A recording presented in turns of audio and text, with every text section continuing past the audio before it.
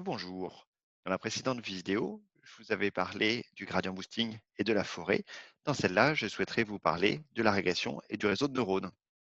Donc, d'un point de vue utilisation de SAS Visual Analytics, très simple, je vais prendre la page de mon gradient boosting et par exemple la dupliquer et remplacer ici mon gradient boosting par une régression logistique.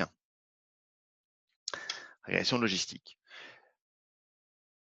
Alors, je voulais vous parler un petit peu de la régression logistique, et puis après, je vous parlerai un petit peu du réseau de neurones. Ma régression logistique, qu'est-ce que c'est? La régression, alors, il y a deux types de régression, la régression linéaire et la régression logistique. La régression linéaire, c'est lorsque l'on a deux variables continues. Par exemple, si j'essaye d'expliquer le poids de la personne en fonction de la taille, et je prends différents individus avec leur poids et leur taille, et la régression linéaire, eh bien, quand la réponse est donc continue, j'essaye de trouver la droite qui passe au milieu du nuage de points. Et la régression linéaire nous donne quelque chose, eh bien, le poids de la personne est égal à une constante plus un coefficient que multiplie donc la taille, cette variable x. Donc mon y est égal à une constante qui s'appelle aussi intercept, parce que c'est là où la droite intercepte l'axe vertical en 0. Euh, donc y, la sortie, le poids est égal à une constante plus un coefficient fois la taille. Ça, c'est la régression linéaire quand on a une réponse continue. Quand on a une variable de type catégorie, alors ça peut être par exemple 0 ou 1, à ce moment-là, on fait une régression logistique. Une régression logistique, eh bien, on n'a pas directement le y, on va avoir une sorte de probabilité d'avoir y, et il y a soit des points qui sont à 1, soit des points qui sont à 0, et on essaye de trouver, eh bien, avec cette fonction, par exemple logit, est-ce que vous êtes plutôt, dans notre cas organique, quelqu'un qui achète des produits bio, votre probabilité d'acheter des produits bio ou votre probabilité de ne pas acheter des produits bio? Donc la régression logistique, c'est un petit peu comme la régression linéaire. J'ai la sortie, le logit est égal à une constante plus un coefficient fois la première variable. Et si c'est une régression logistique multiple, et bien à ce moment-là, j'ai la constante, intercept, plus un coefficient fois la première variable, plus un coefficient fois la deuxième variable, et ainsi de suite. Tout ça, ça nous donne le logit. Alors le logit, euh, eh bien, finalement, avec le logit, il y a une petite fonction qui nous permet d'avoir la probabilité d'avoir ou pas, donc ici, un achat de produits bio.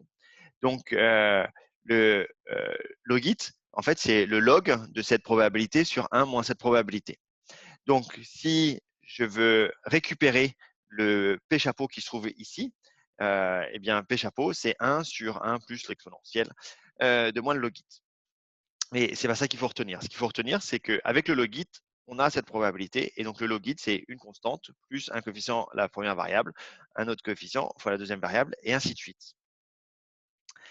Si je reviens dans l'application, là, j'ai la régression logistique pour savoir est-ce que la personne va acheter des produits bio ou pas.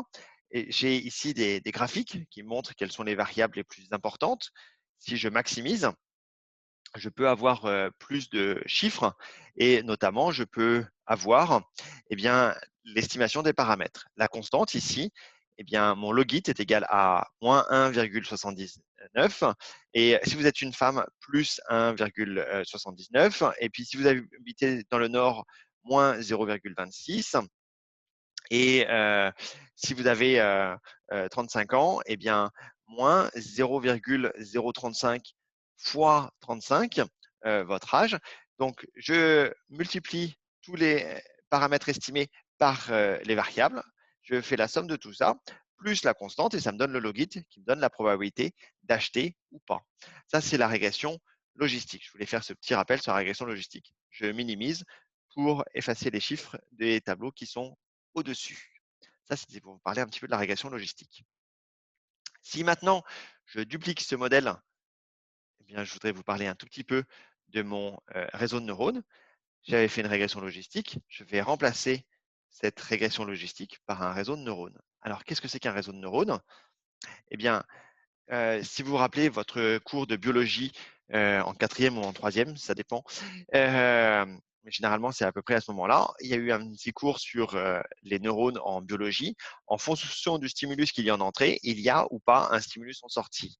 Et donc, en fonction du stimulus qui est en entrée, il y a les petites jonctions intersynaptiques et vous avez un stimulus ou pas. En informatique, le principe est le même. En fonction du stimulus que j'ai en entrée, j'ai ou pas un stimulus en sortie. L'architecture neuronale la plus classique est le perceptron multicouche, où l'on a une couche d'entrée, input layer, avec un neurone par variable d'entrée.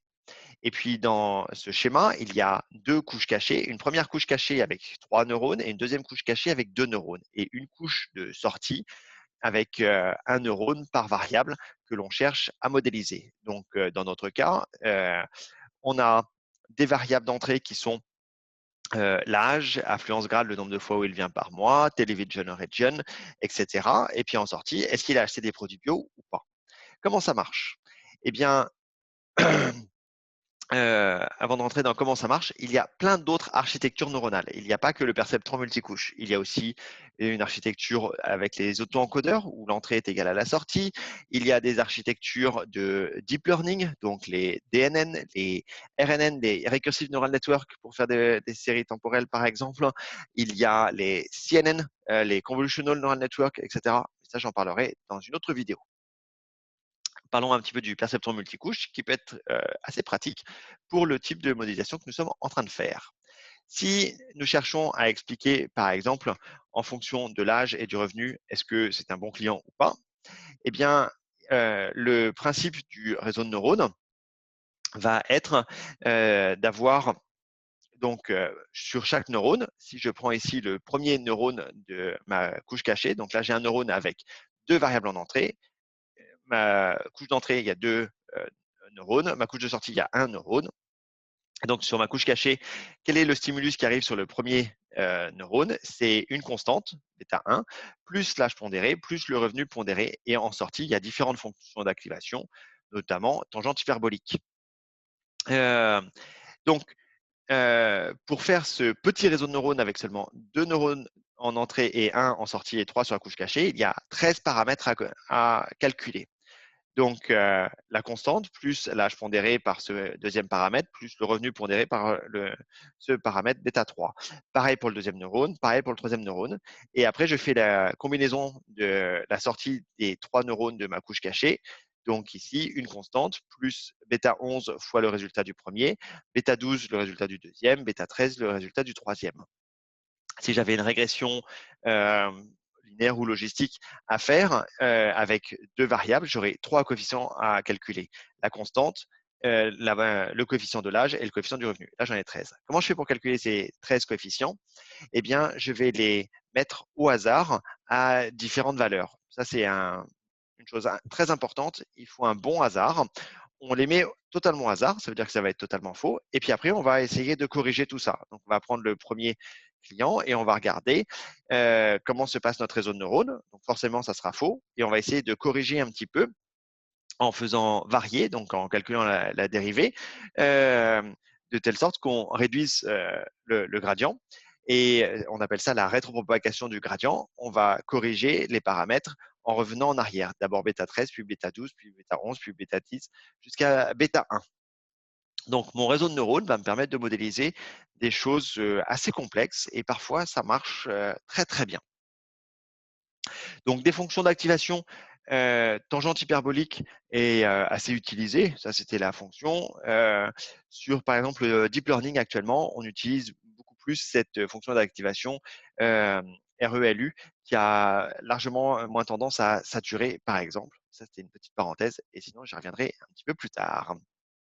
Si je reviens à mes moutons, eh bien, mon réseau de neurones, ici, j'ai donc un neurone par variable d'entrée, j'ai les neurones sur la couche cachée et un neurone en sortie.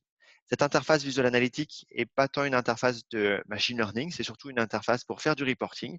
Et une chose très importante est de communiquer sur nos modèles à notre chef, à nos clients, à nos partenaires.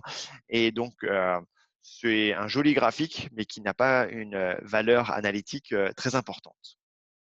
Ça, c'était mon réseau de neurones. En tout cas, le réseau de neurones permet de modéliser des choses très sympathiques. Alors, sur ce projet, j'ai fait un arbre de décision, une forêt, un gradient boosting, une régression logistique, un réseau de neurones. Je pourrais faire d'autres modèles. Euh, Ici, je vais les comparer. Donc, je vais rajouter une nouvelle page et je vais prendre cet outil qui s'appelle comparaison de modèles. Si tous mes modèles ont travaillé sur la même base, eh bien, je peux tous les sélectionner et comparer parmi tous mes modèles, mon arbre de décision, ma régression logistique, ma forêt, mon gradient boosting, mon réseau de neurones. Quel est le meilleur?